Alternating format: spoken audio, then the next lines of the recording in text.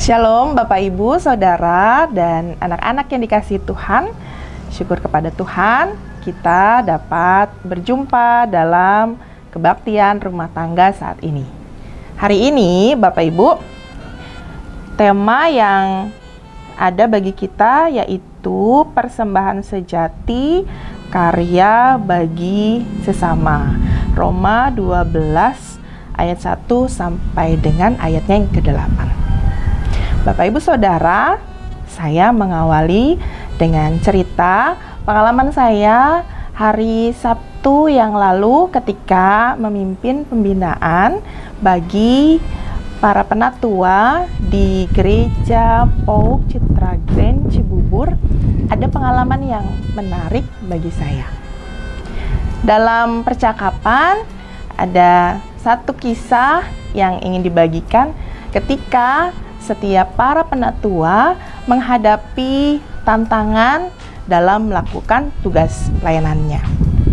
Ada cerita yang dibagikan Bapak Ibu sekalian, bahwa terkadang yang menjadi tantangan dalam pelayanan, secara khusus ketika seseorang siap mau melayani Tuhan dan sesama, yaitu menghadapi situasi yang namanya berbagi hidup dengan sesama, dan juga harus memfokuskan diri sekaligus bersama-sama untuk Tuhan. Di satu sisi, tantangannya adalah bagaimana mengatur waktu, bagaimana juga harus tetap melayani dalam tugas tanggung jawab yang dikerjakan, karena seluruh hidupnya belum tentu juga itu dilakukan di gereja atau di area gereja. Tapi mereka juga harus berbagi dengan kehidupan keseharian. Sehingga singkat cerita, Bapak Ibu Saudara, ada ungkapan yang disampaikan. Terkadang tantangan dalam melayani itu ketika menghadapi hal-hal yang bersifat antara rohani dan rohana, katanya begitu. Lucu ya, namanya rohana.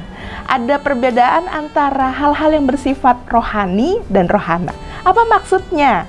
Dalam sharing itu, ketika dijelaskan, hal-hal yang bersifat rohani adalah hal-hal yang berkaitan dengan kehidupan gereja. Misalnya, melayani di gereja, ambil bagian di gereja, beribadah di gereja. Lalu hal-hal yang berkaitan dengan rohana apa? Mereka mengungkapkan kalau hal-hal yang berkaitan dengan rohana itu adalah sesuatu yang di luar gereja. Misalnya di tempat pekerjaan, atau aktivitas-aktivitas yang dikerjakan tidak di dalam gereja. Ya Bapak Ibu, saya menggarisbawahi istilah rohani dan rohana. Tadi kenapa saya katakan lucu juga ya istilah rohana. Mungkin itu sering kita dengar juga dalam percakapan kita keseharian. Terkadang dalam hidup kita, aktivitas kita sering membedakan mana yang kegiatan bersifat rohani, yaitu di gereja, dan kalau yang di luar itu tidak bersifat dengan rohani. Hari ini pembahasan kita dari Roma 12 ayat 1 sampai dengan ayatnya yang ke-8, secara khusus tentang persembahkanlah hidupmu, bahkan persembahkanlah tubuhmu sebagai persembahan yang hidup, yang kudus dan berkenan kepada Allah. Itu adalah ibadahmu yang sejati. Itu Roma 12 ayat yang pertama. Di sini ingin menjelaskan, kalau banyak orang, mungkin kita juga ya Bapak Ibu Saudara, sering kita memilah mana kegiatan yang rohani dan mana yang bukan, sehingga kita membuat itu dapat berdampak dalam kehidupan kita keseharian. Kalau itu bersifat rohani, maka saya akan jadi lebih rohani. Kenapa? Karena itu ada di dalam gereja. Tapi kalau sudah di luar, maka saya tidak lagi bersifat rohani. Bapak Ibu, dalam bacaan ini ingin menegaskan bahwa janganlah kamu menjadi serupa dengan dunia ini. Artinya istilah yang rohani itu bukan berkaitan di dalam gereja saja, atau ketika hari Minggu saja maka kita menjadi sangat rohani, sangat beribadah. Tapi hari Senin, Selasa, bahkan sampai Sabtu kita tidak lagi menjadi rohani. Gitu ya, kalau istilah tadi jadi rohana begitu ya. Itu istilah tadi di awal yang saya ungkapkan.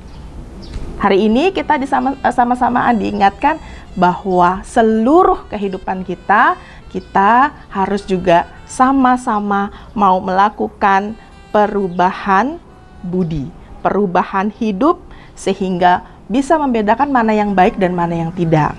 Ketika hidup kita ini rohani, berkaitan dengan kasih Tuhan, berkaitan dengan kehidupan yang baik dengan sesama, maka itu bukan cuma hari Minggu, tapi dari hari Senin, Selasa, sampai seterusnya, Sabtu, Minggu lagi kita juga sama-sama melakukan pembaruan budi, hidup dalam kasih karunia Tuhan. Dan hidup rohani itu bukan melulu berkaitan dengan kehidupan di gereja. Oleh karena itu, dampaknya apa bagi setiap kita jika kita mau mempersembahkan tubuh kita buat Tuhan? Maka Bapak Ibu Saudara, kita akan belajar menghargai orang lain.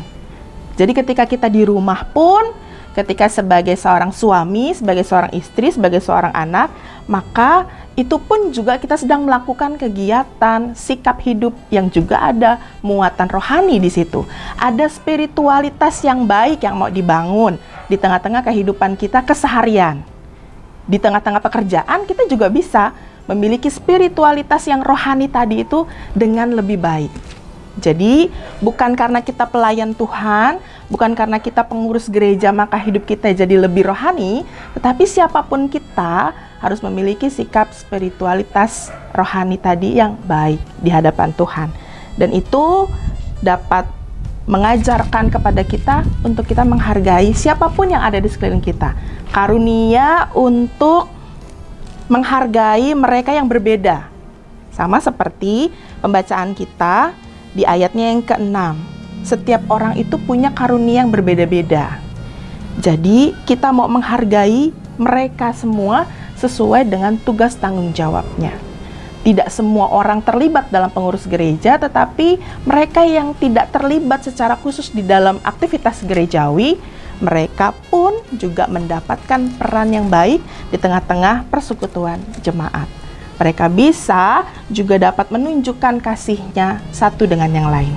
Sehingga itulah Bapak Ibu Saudara, tema kita persembahan sejati, yaitu persembahan tubuh kita, melakukan hal-hal yang rohani tadi, tidak hanya di hari Minggu, tetapi seluruh aktivitas hari kita, bahkan kita juga mau berharga bagi Tuhan dan sesama dengan melakukan karya-karya yang baik bagi sesama.